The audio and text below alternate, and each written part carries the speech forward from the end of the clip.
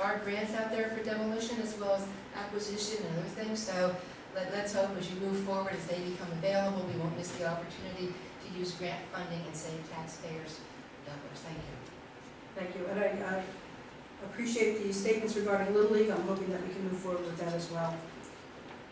Nancy, if I can ask you, since you might be taking this off the agenda for the policy for the library, we are or aren't, are we going to be then discussing that at the next agenda meeting? I suppose so. Yes, that's what everybody would like to discuss. Well, that's what I thought we were going to do before they got canceled, because I can't make the decisions as far as how I feel with the fees for the nonprofits. It should have been something all of us as a group were discussing. That's the only reason I didn't bring it up. I thought we were going to have the agenda meeting and we could all discuss it together.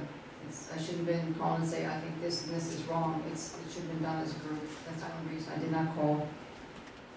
And I would like in the future for anybody on council that has a subject matter they'd like to discuss, there's no problem with having that communication with myself or the borough manager or Virginia. I mean, all too often, it's not until we get here at the meeting that we have motions and discussions.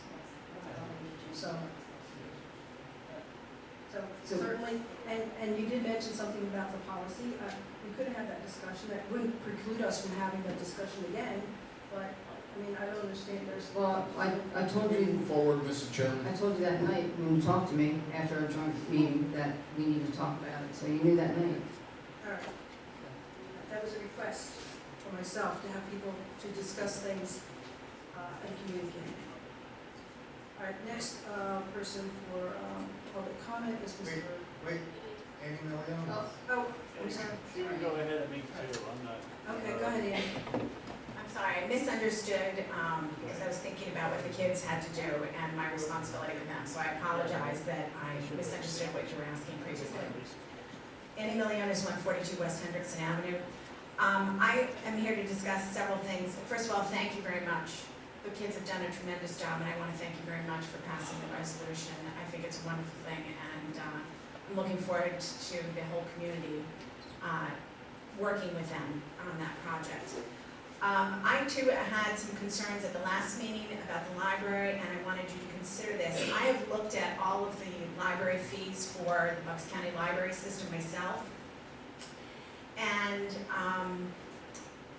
my understanding is that you're considering a $25 per hour fee as to the paperwork that I have seen coming from our library. Just as an example, the dog park is a nonprofit 501c3 organization that benefits an entity right here in the borough, and we raise our funds through fundraising. And our meetings are monthly and typically run 2 hours. That means it would cost us $50 to rent the library. At the end of the year, for 12 months, that would be $600. That is more than half of the cost for the poop bags that we purchase for the dog park. So that would be asking us to give up a fair amount of money if we wanted to hold the meetings in our own public library. So I do agree that we should look at nonprofits not being charged, because that's a substantial amount of money for us to raise, and it takes a substantial amount out of our amount that we can put towards the dog park. So I wanted you to think about that, and specifically about one group that would affect. I also wanted to say that I think going from $0 to $25 is quite a lot. Warminster, which has a larger library, a larger facility, and a newer facility room, they charge $15 for a room that holds 90 people. And I think maybe you should consider starting at maybe $10 or $15 an hour for groups rather than jumping to 25. Some of our more expensive libraries in the county charge $35. So to go right up to near the top of the fee schedule for libraries in Bucks County, I think I would rethink that possibly. So I would ask you to consider that. The other thing I wanted to talk about is I wanted to make sure that everyone was aware that the fountains have been installed at the dog park and are being used all the time. And we are very grateful to the gentleman who installed it, to Tim South and his crew, and to the municipal authority for helping with the hookup of water, and for Mr. Seward for helping to facilitate that as well. And we're hoping that more of the improvements are on their way shortly. I also want to let you know that there are tickets still available to our cocktail party, which is being held at Summerseat on May 2nd. And they're $75 a ticket, but with that, we have an open bar, you get a full dinner, and you have first-class entertainment with Dave Falcone, who has been heard on WXPN's World Cafe. He's a singer-songwriter. He plays several different guitars, including 12 strings, and he's a wonderful performer. And then we have wonderful things for our auction, both live and silent. So I want to encourage people and let people know that there are still tickets available for that, and you must buy tickets in order to go. Thank you very much, and I appreciate your time. Thank you. Now, Mr. Farrell.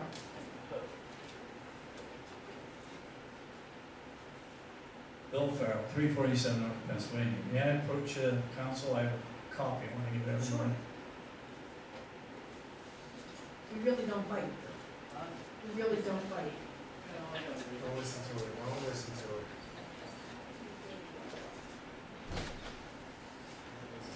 There you go.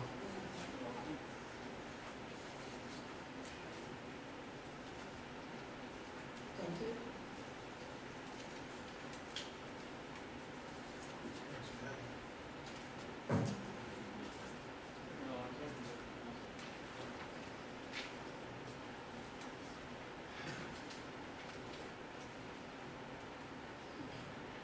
I just gave you a copy of 105.3, section 105.3. I've been asking about paying $6,000 for audits performed by an accounting firm.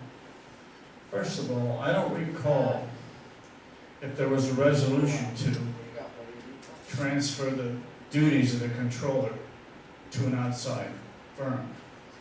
It's supposed to be 2/3. I don't ever recall that being passed. And I think there's an ordinance that says you must do that before you send your finances out. Now, unfortunately, Victor's not here, because he and I have been going at this for a couple months. But I have 2 copies for Victor, so in case he loses one, because he couldn't find it. That's what he said. I don't expect you to answer it tonight, but I'll read what it says. And this is not me. Section 105.3, compensation of auditors. Subject to the limitations set forth in subsection B.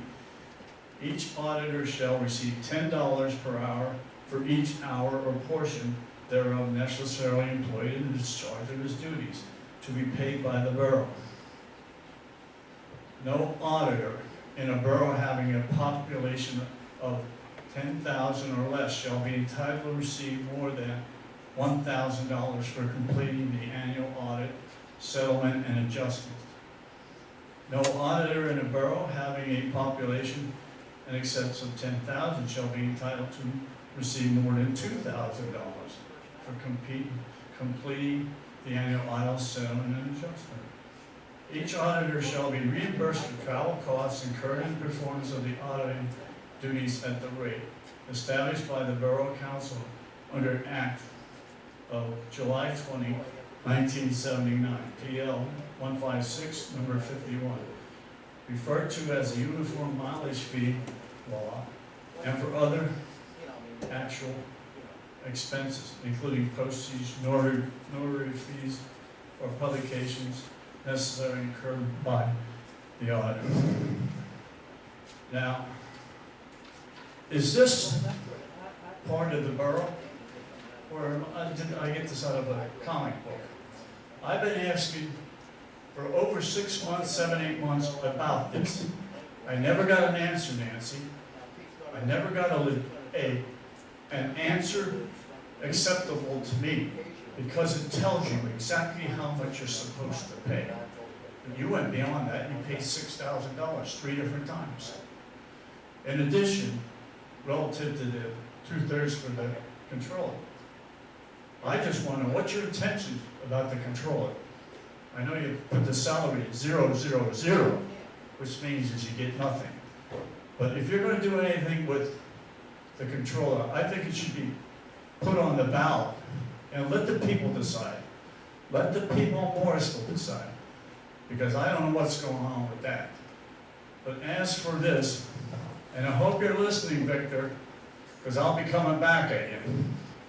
Because he said there was like 20 or 22 that we're the only one that has an elected controller.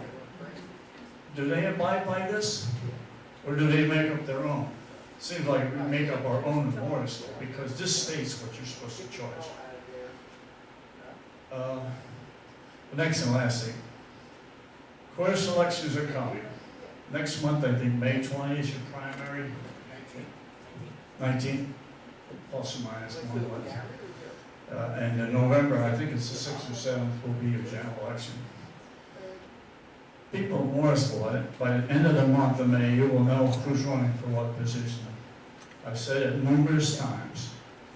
Get out and get some information. This town has a very bad habit of voting for names. That's bad.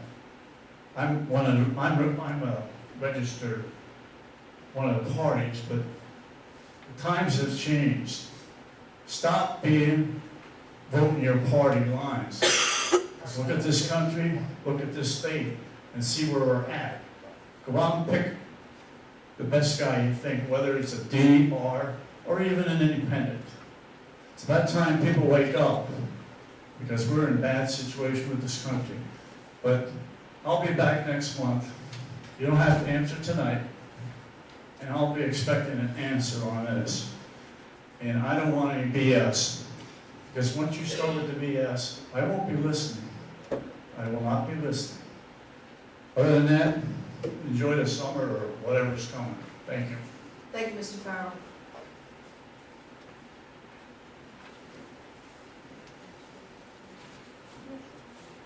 Next, Damon Miller.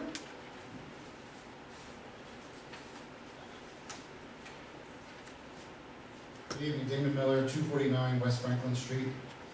I'm also the school board president, so I just want to clear up one thing that Mr. Jones had mentioned before, that the school board did not want the borough to purchase M.R. Ryder. I believe Mr. Setzer can testify to this as well, that we formulated a committee that viewed 3 different options. One of them was the purchase by the borough of the M.R. Ryder property. Another one was for residential, and the other one was to repurpose the building. Borough Council sent the school board a letter saying that they were interested in purchasing the property. The school board responded to the letter saying, yes, we will enter into negotiations. So I just wanted to clarify that it was not the school board who wanted Borough Council or the borough to purchase the M.R. Ryder property. Council voted on it. They sent us a letter. The school board voted to say, yes, we will go ahead and enter into negotiations for the property to be used for public use. In regards to grants and such, it's very difficult for the school, for their purposes. I can clarify it with our solicitor, but I believe that it is very difficult for us to acquire grants in regards to for open space. We can't do that.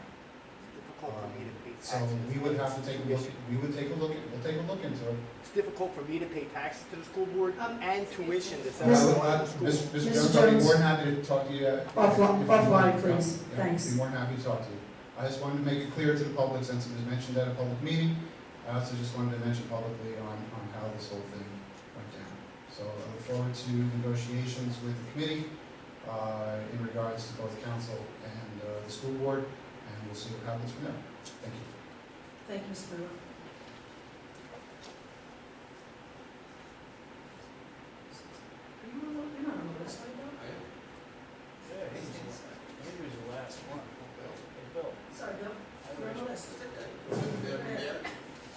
It's on. It's done. I erased it, it is going. I erased your name. I'm Bill Setzer from 806 Crown Street. I am the chairperson of the Morrisville EAC, which is the Environmental Advisory Council. I would verify what Mr. Miller said. I don't believe in any way did the school board try to foist this property on the borough. I think it's been a process of negotiation and discussion for the last year with the EAC, members of the community, members of the school board, and I think Mr. Jones in the long run is going to find this as a very exciting win-win situation for both the borough and the school board.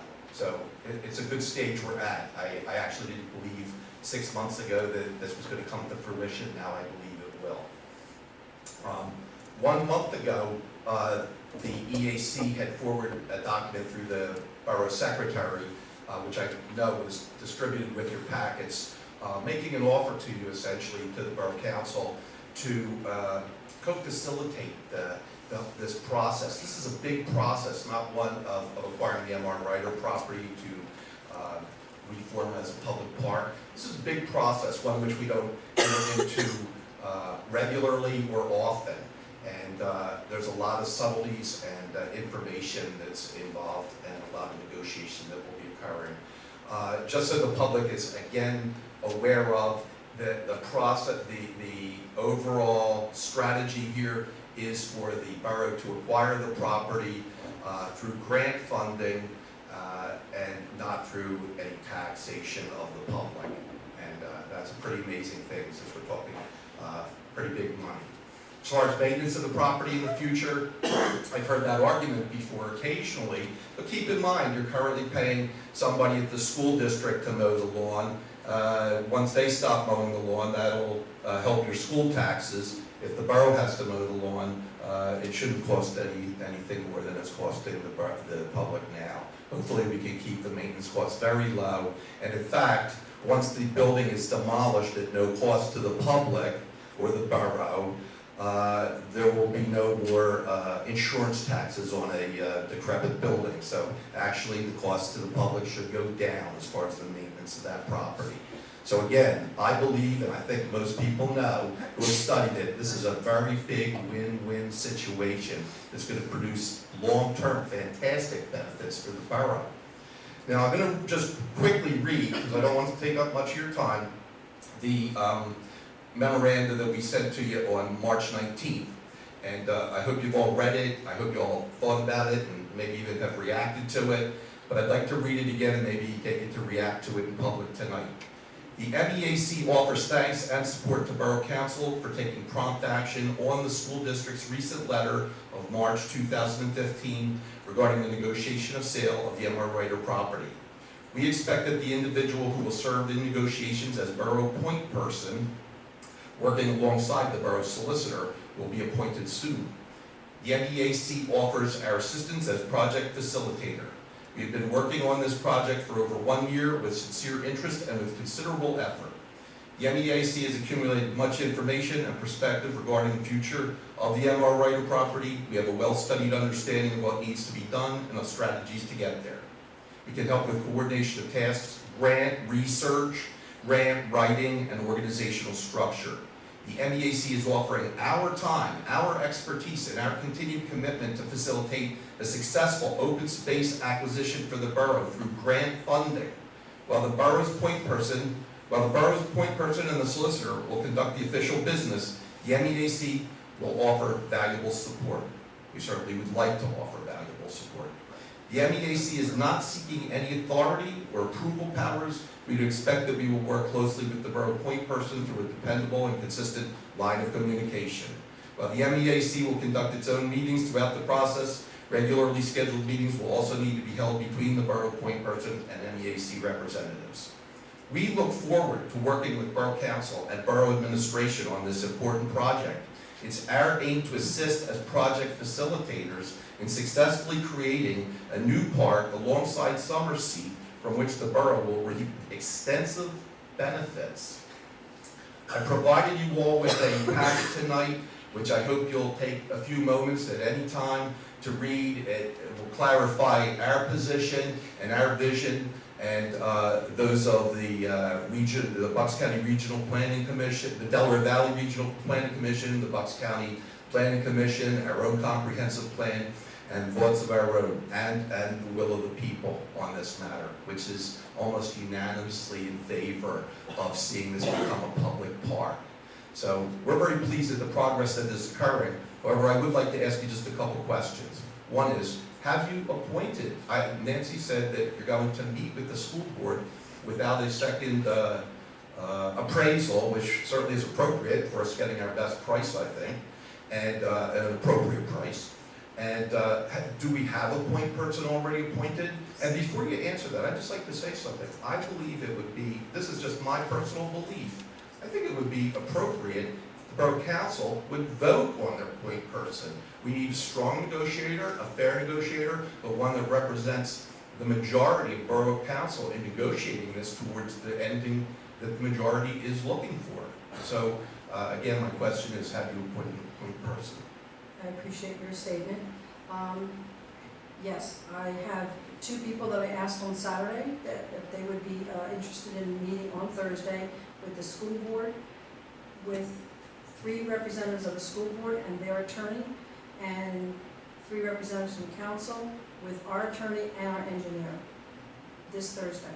It took until this afternoon to confirm that everybody, all players could be there. Well, who's the point person?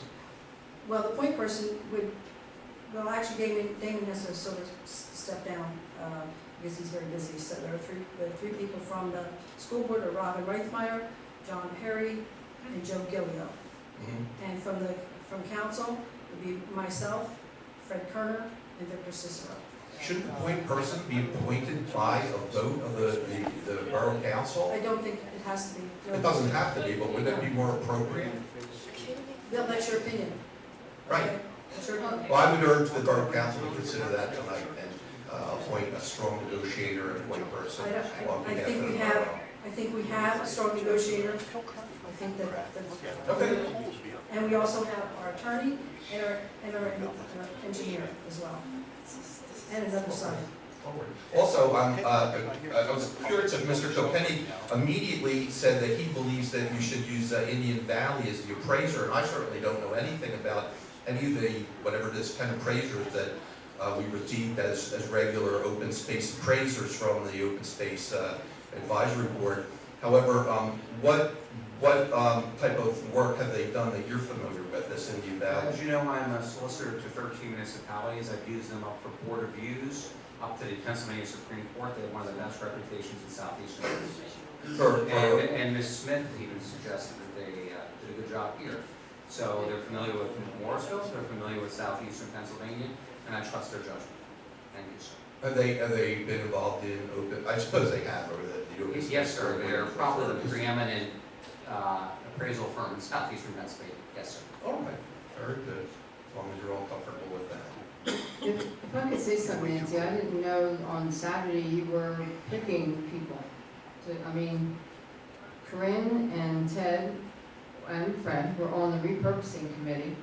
I followed it a year and a half with the MEAC, and I guess you would call us a ad hoc kind of group that's been working and following them and to try to see how this is going to end up going.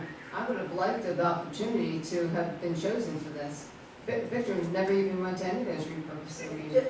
Not going to the repurposing meeting doesn't necessarily mean that the person's not informed of. Yeah, I think that this is qualified, but, you know, no one else was asked. I think this particular stage of the game, that we do need negotiating heads, as well as people that can offer various opinions and various input.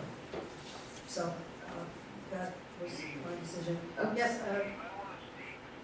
Okay. Yeah, one second, Ted. Yes, I know, Ted, that you had said.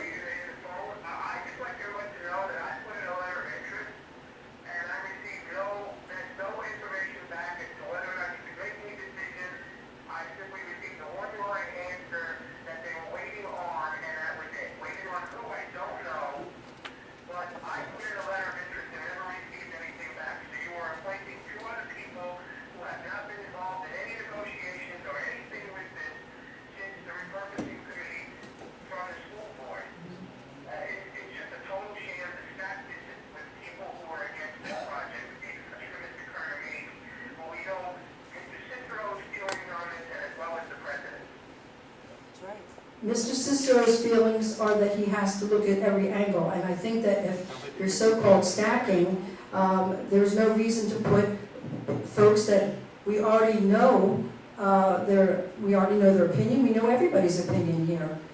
We need someone who can continue the negotiations, and we don't need any more, and be objective. We have different views. So I think at this stage you need to have various people at that meeting. Well, let me ask you then. And Mr. Kerner has been, he hasn't made those meetings, but he certainly has been a strong proponent of it. My only concern is it continues to be our affordability.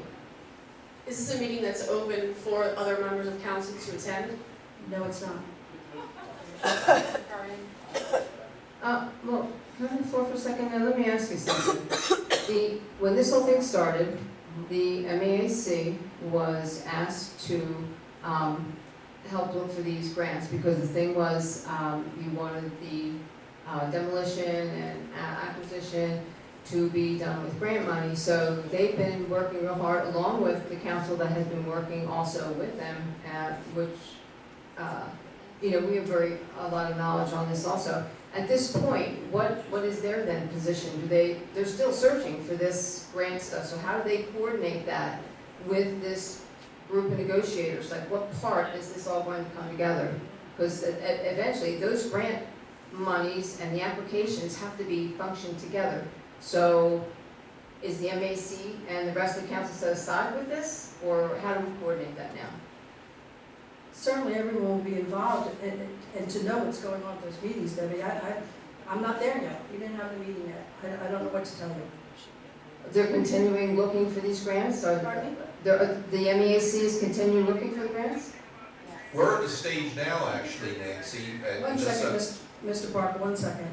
The EAC is now at a stage where we've been actually discovered a grant that will probably pay for most, if not all, of the demolition, as well as the engineering costs associated with. These type of grants are few and far between. I believe it has a deadline date in June. So if you'd like us to continue, as we offered here in our letter of March 19th, we would like your affirmation of that so that we, because I know the school board is certainly not hoping we'll apply for that next year. You're referring to the C2P2, is that correct? CFA, I was going to discuss that. Well, I'm not sure if that's how it's designated, but what's your... Greenways grant can help us tremendously after it's been demoed and you have acquired the property. DCNR, Jeff Knowles, said you cannot get involved at all until such time that the council owns the property. No, that's a different grant that Jeff was referring to. We're talking about a grant that will actually, would actually allow for usage for demolition, which is certainly... We have all that already, yes. Right. So should we pursue that, begin pursuing that? Certainly not putting it in, that's up to the borough to put it in. But After we have the meeting on Thursday, we'll see we'll see also what our attorney says, our engineer says. I mean, that's where we are right now. We're not here to, there seems to be a fear that we're going to have somehow go to this meeting and come away with, oh, we're not doing the project now. That's not the case. I hate to be a broken record, but this is why we needed that agenda setting. There was a lot to discuss. Yes. Really. Okay. well, So- I guess that's the end of my comments. Thank you. We had already discussed that when Mr. Miller came to last month's meeting, it was determined then that there would be a point person and a few people from council that would go to this meeting to meet with the engineers and the attorneys. That was said last month. That's not new. That's not new information. What is new is that you didn't ask anybody else. All right, so I just want to speak for myself. I said shame on you. Yes. I didn't do it. Yes. Thank you, Mr. Parker.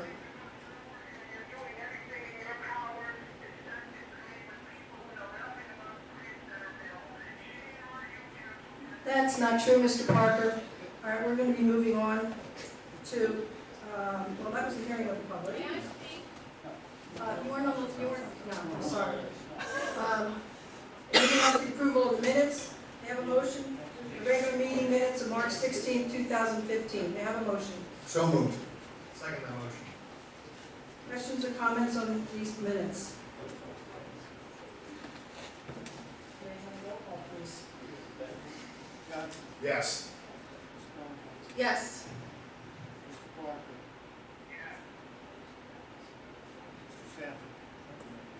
Yes. Yes.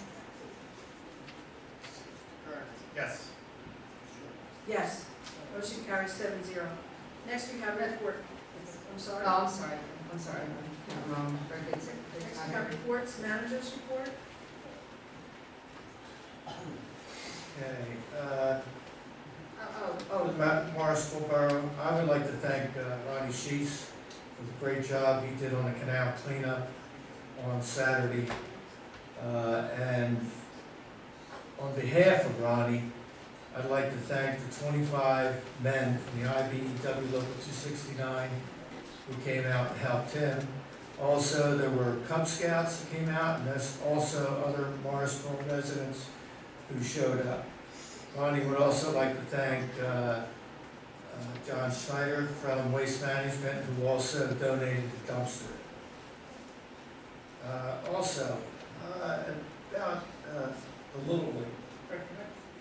About, me and Fred met with the Little League. Debbie was there too. and me. And Debbie. I'm sorry. But one thing I wanted to bring up about this meeting.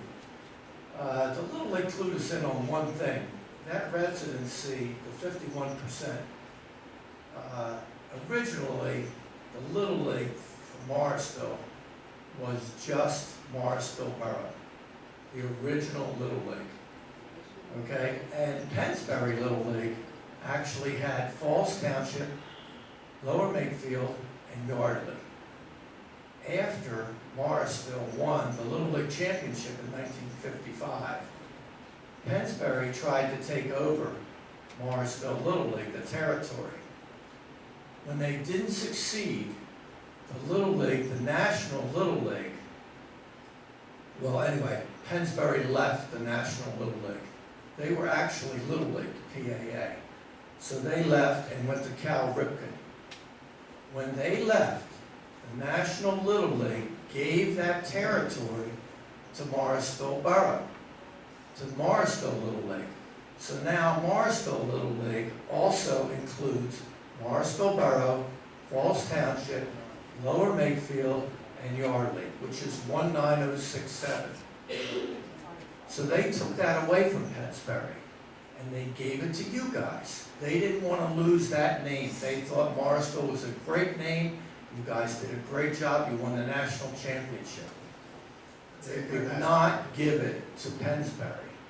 So Pennsbury got mad and left.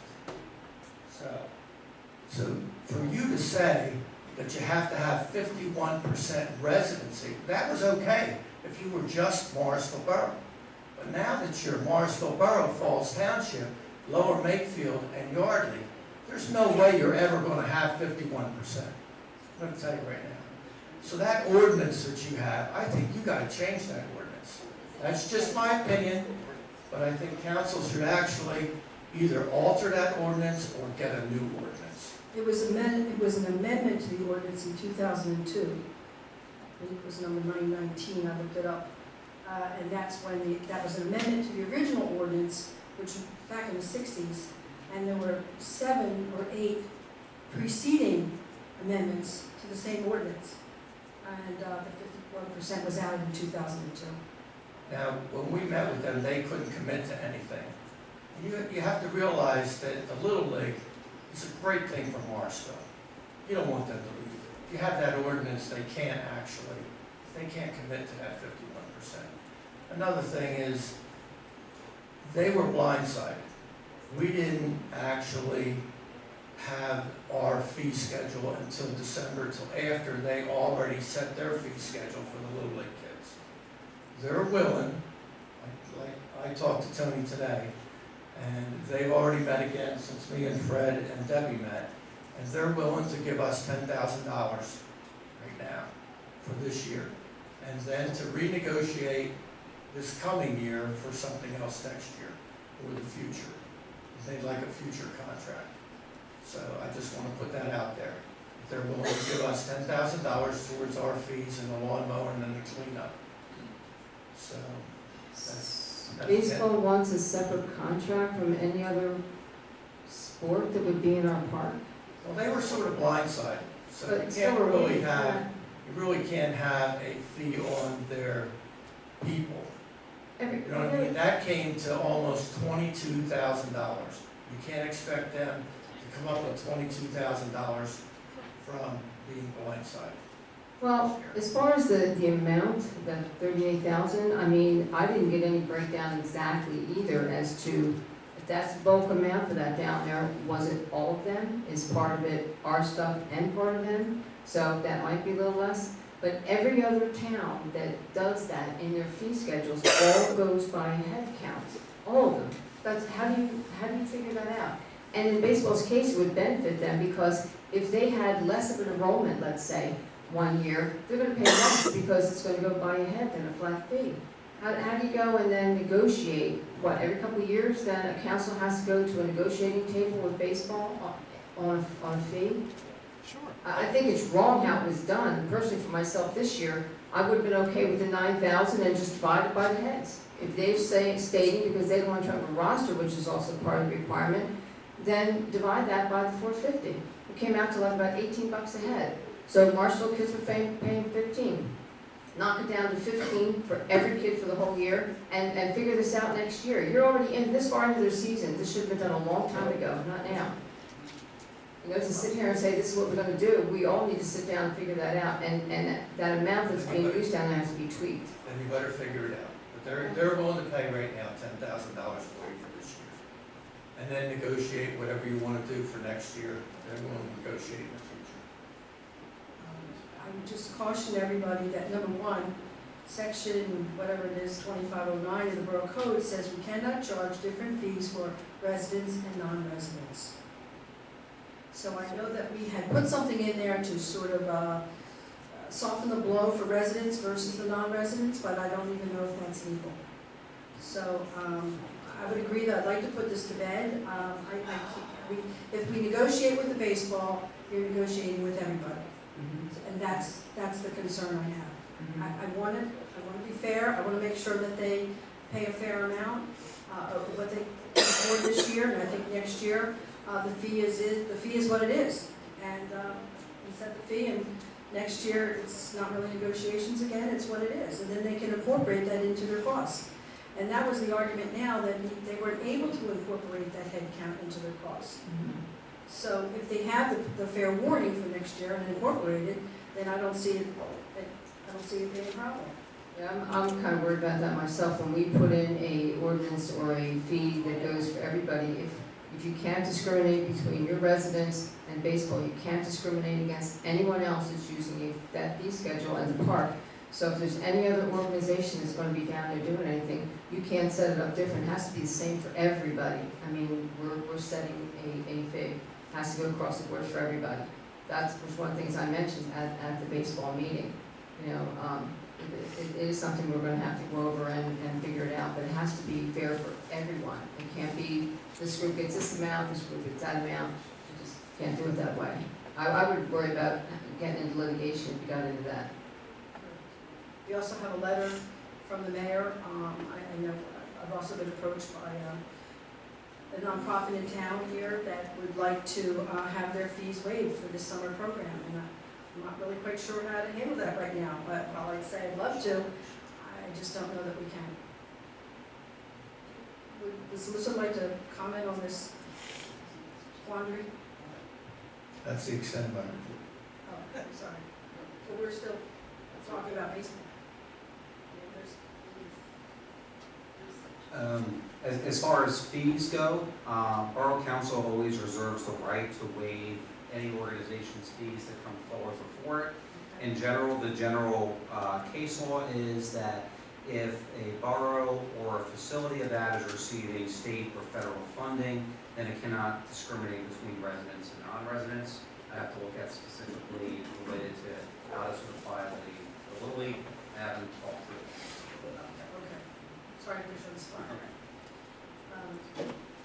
So, That's what I said, but we're still figuring all this out legally and how this all will be done. In the meantime, baseball has made an offer, and I think considering how this was done to them, I think it should be the amount that they said they were gonna do, and that's gonna be it. And we're gonna have to figure out next year, this fee is going to be for everyone in that fee schedule.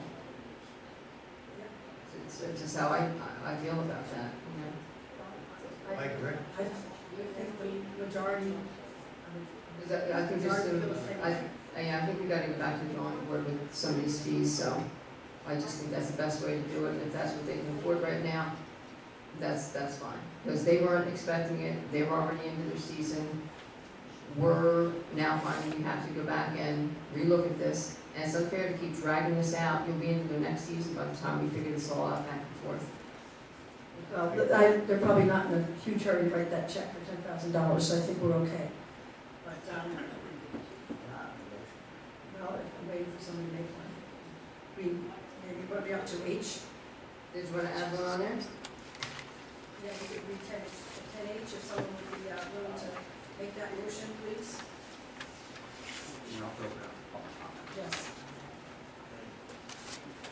Just have the wording for it. Yeah. Yeah, this particular year, and it's actually one of the, To make a motion to accept the Little League's offer of $10,000 annual payment for the year 2015 baseball season. this season. There you go. Well, I'll second that. okay. Now that you said accept the league's offer, I'm just wondering if that's the proper terminology we should be using. I mean, should we be saying something more along the lines that Come to an agreement, come to Yeah, an I agreement. charge not their offer? I mean, pardon? Just come to an agreement with the Little League on a fee. Accept maybe accept the mutual agreement of a fee of $10,000 for the year of the season, yes. Can we say that? For whatever words of a mouth you want. Okay, well, I'm not supposed to say them, that's why I'm giving them to you. Okay. Accept the, okay, so you said you were going to accept the agreement, the mutual agreement that was agreed upon. Acceptance of mutual agreement between the Borough of Morrisville and Morrisville Little League, in the amount of $10,000 for field use in 2015. Thank you.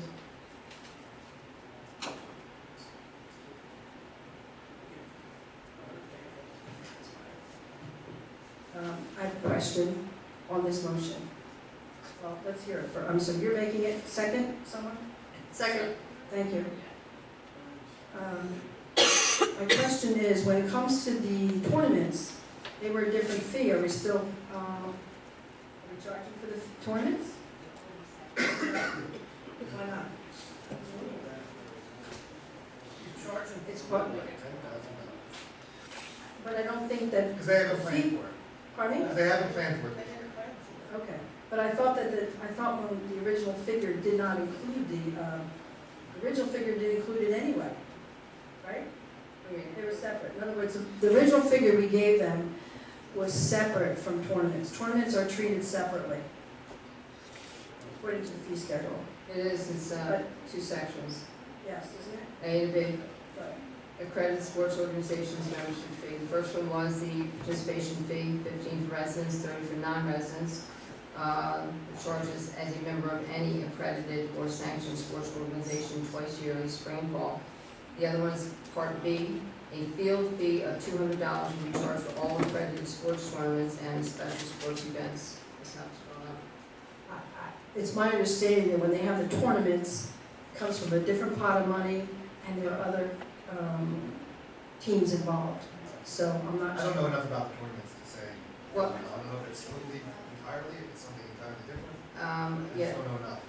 Yeah, Nancy's right about that. There's a lot of times where those tournaments are leagues that are not even part of, they're supposed to have their names, so it can be completely outside of that catch area, so that's probably why that is set up separately too, That's correct. right?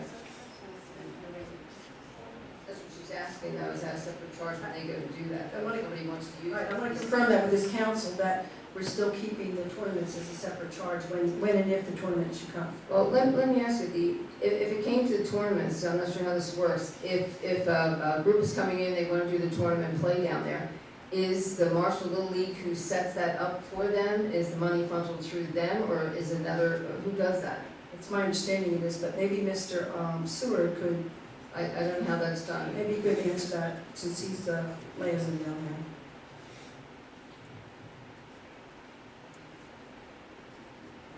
Good evening. Any tournament that's handled on the ball field is handled by baseball. Morrisville Little League? Marshall's Little League. We don't get involved. They line it up, they schedule it, they bring in the umpires, they do everything. But what about the finances of it, do you know? Do they just take it out of their pocket, or is there No different idea, monies? no idea. There's a fee that the outside organization has to pay, Morrisville. What are the tournaments? Is it like just the Morrisville tournament, or is it the 10, 11-year-old All-Stars? Is it No, they had tournaments last year that were all girls softball team. If you remember, they had them from all over the Northeast, so. Yeah. I'm going to refer to Mr. Farrell for a moment, just because I know he's involved in sports, he may be able to answer the question. Basically, what you have is you have the fields Morrisville control.